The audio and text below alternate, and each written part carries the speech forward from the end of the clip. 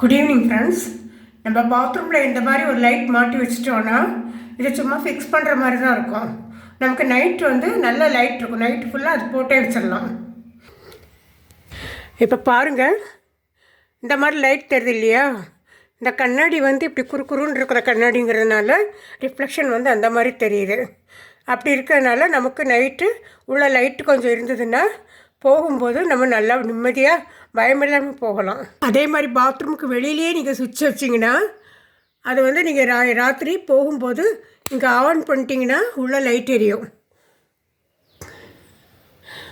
அப்போ நீங்கள் பயம் இல்லாமல் உள்ளே போகலாம். அது உள்ளேயே நீங்கள் சுவிட்ச் வச்சிங்கன்னா சில சமயம் பாத்ரூம் ஈரமாக இருக்கும். அந்த ஈரத்தில் கால் வச்சுட்டு போய் நீங்கள் சுவிட்ச் போர்டை தொட வேண்டியிருக்கும். அதனால் அதை அவாய்ட் பண்ணுறதுக்கு நம்ம இந்த மாதிரி லைட் வெளியிலே சுவிட்சை வச்சுறது நல்லது. வீடு கட்டும்போதே பார்த்து செய்யுங்க. இல்லாட்டாலும் முடிஞ்சால் நீங்கள் வெளியில் லைட் சுவிட்ச் போடுற மாதிரி ஒரு அரேஞ்ச்மெண்ட் பண்ணிக்கிடுங்க. அது நல்லது, எல்லாருக்கும் சேஃப்டி. அது ஐடியா பிடிச்சிருக்கா ஃப்ரெண்ட்ஸ்? பிடிச்சுன்னா நீங்கள் லைக் கொடுங்க, கமெண்ட் கொடுங்க, சப்ஸ்கிரைப் பண்ணுங்கள். பண்ணவங்களுக்கு ரொம்ப ரொம்ப தேங்க்ஸ்.